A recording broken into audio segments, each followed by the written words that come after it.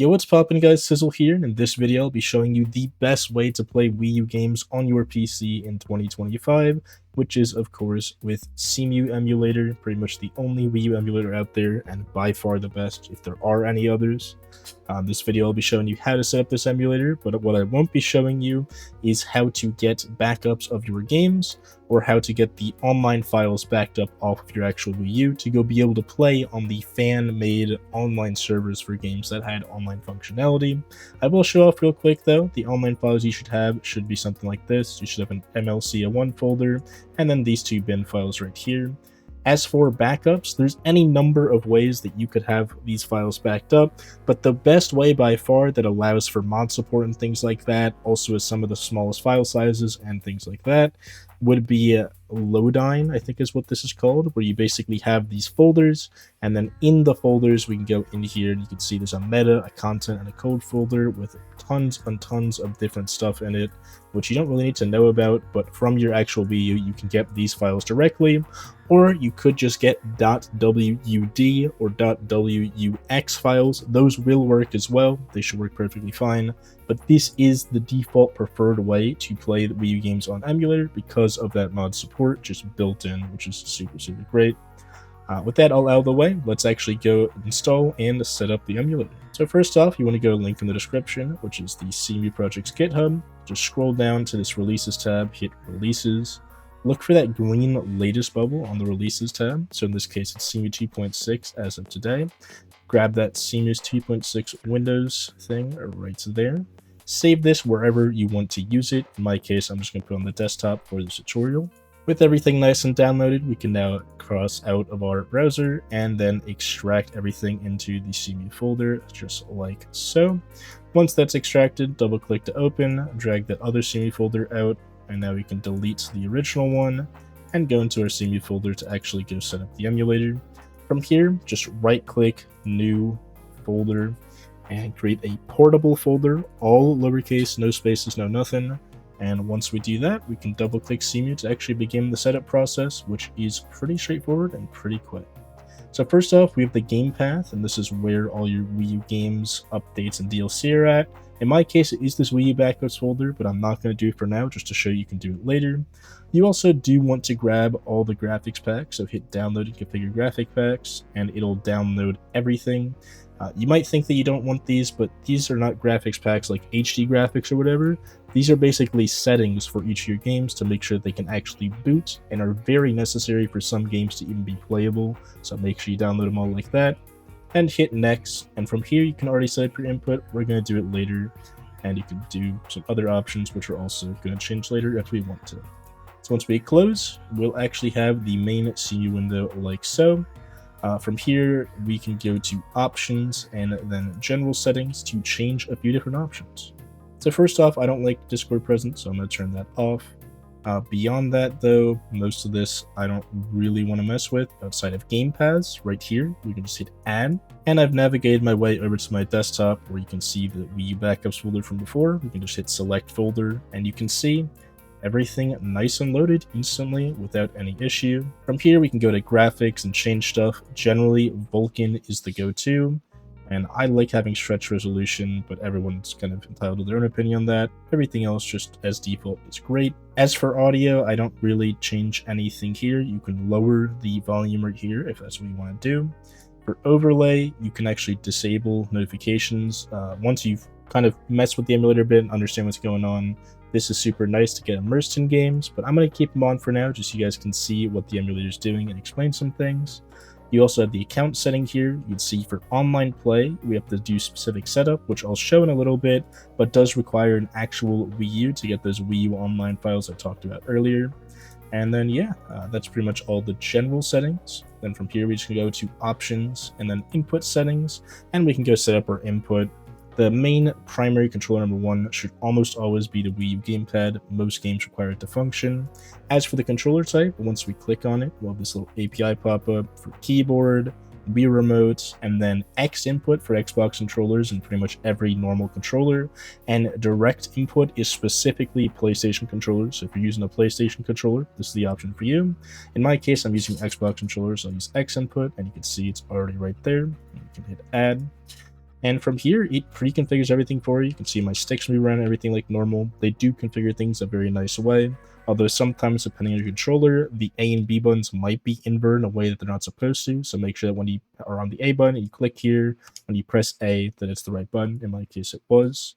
From here, you could give it a name if you want to use this profile later. I'm just going to call this Xbox. So it's the Xbox Gamepad. And we're done with input settings. From here, you can actually try to already boot the games, and some of them might just work out the box. For example, our virtual console title of Advance Wars 2 Black Hole Rising for the GBA, straight from the eShop. When we go load up, you can see default, player 1 Xbox, compiling shaders, and shaders something they use to have things run better. Sometimes the graphics bug out like this. You can see on the left, that black line is normally not there. Whoops, didn't need to click the screen. You can see if I go play the game, we have some funky graphics. This just happens from time to time. A lot of time for me, if I go full screen and then go back, it'll fix it. Or if I just move the window around a little, you can see it fix it right there. It's a very weird bug with Cemu, but it's the best you're really going to get. And yeah, you can see, I mean, this is Advance Wars fully working. We have that same graphical bug. I wonder what that's about. I don't really have this issue most of the time. Maybe it's because of the weird resolution I was...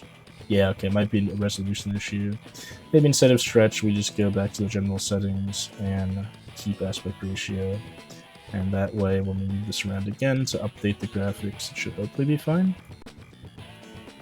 Okay, well, sometimes the visuals bug, they normally do fix themselves. I haven't had super big issues with them. I guess we could do a separate gamepad view. And you can see the gamepad view looks completely fine. For some reason, the main one doesn't look good. Another thing we can do is if we press Control and Tab on our keyboard, you can see this question mark means we're in gamepad mode. This other thing without it means we're not.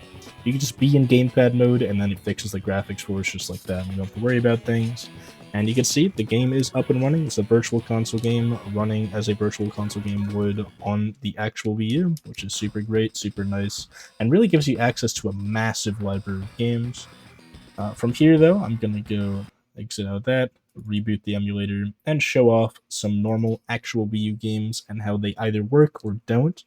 For example, Minecraft's one of the best demonstrations of how Cemu works, where when we double-click, it'll actually load to this menu and then crash. It's supposed to crash. It's a known bug, known issue, and that's because we don't have any Mii's. There's two ways to fix this. Number one, for most people that just don't want to bother with the whole backup process for their Wii U online files, you just want to right-click Minecraft Wii U Edition, then go over to Edit Graphic Packs, and from here, there'll already be one selected. You can first off go to graphics to change the resolution, so the internal resolution could be even higher than 720p. We could have 1080p Minecraft on the Wii U. And then workarounds right here. This is super important. You could see multiplayer network port, which can change some other stuff in-game, but more importantly, Mii Crash Fix, which will make Mii's not work properly, but you don't have Mii's by default on Cemu, and there's no real way to get them in emulator. So if you have this, you can now play the game without actually having a proper Mii. And now with that toggled, you'll notice the game actually boots normally, and we have the beautiful Minecraft Wii U Edition experience. We can go over the mini games, play offline, do some classic glide. If I create game, you can see we still got some freaky things going on with the textures and all that, which normally you don't notice outside of menus, right? We still actually have that same problem from before, but things are looking great. We can jump around, do whatever. And I'm going to go actually ready up and do a quick run here. Let me do Control-Tab to swap to gamepad view. You can see nothing on the gamepad. Control-Tab to go back to the main menu. And we're in this. I'm actually going to do an entire run right now and get a full time on this Elytra run. Not sure if I'll show this or fast forward it, but let me know if you beat my time in the comments below.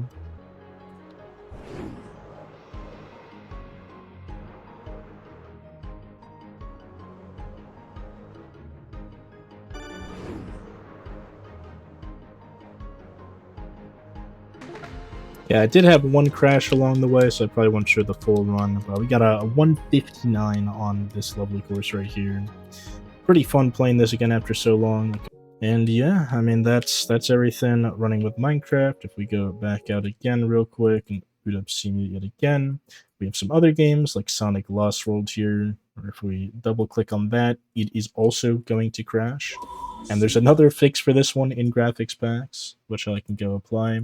This one actually doesn't crash until you get to the menu, so it's definitely worth checking in ahead of time before booting the game to make sure there's no fix for what you're about to experience. It's right here. The save data gets created, everything looks fine, and then you hit plus to start, and it crashes. The music cuts, everything just crashes. And once we reboot the emulator, you'll actually see then Sonic Lost World. If we go to Edit Graphic Packs, make sure a few things here, such as changing the graphics here, which is nice. A darkness fix, because this game has a dark lighting issue that hasn't been fixed yet. But more importantly, this quick boot option right here, which is used to bypass the fix, or bypass the issue of crashing on the title screen. And just like that, if we double click to reboot, now we'll have Sonic Lost World, and we hit plus, and it starts. But you'll notice if you compare this game to normal footage of this game, things will look a little bit off. Even with the graphics fix that we have applied, you notice how weirdly dark everything looks. That is also just froze, which is interesting. But this game is known to have issues, isn't exactly perfectly compatible with Cemu. Unfortunately, a lot of Wii U games still aren't fully compatible. Just really the most popular ones are stuff like Minecraft, any Mario game, anything like that will just work. But things like Sonic Lost World sometimes just get left behind and don't necessarily work out the box. Now, real quick, I'm going to show you how to access online play and how to enable, not having to do all these weird Mii-related fixes that we have to do in pretty much every game. So I'm actually going to turn off the Mii Crash fix and show off that real quick. All you have to do is go into our portable folder and then just be in here. Now go to your Wii U online files, wherever you have them backed up to. Drag all of them in or copy them in, and just like that, hit replace files. It will replace your account data, so if you have any save data ahead of time before importing your backups, you might actually lose that save data. But after that, once we boot up Cemu, we can actually go over to the account section of general settings, so general settings account.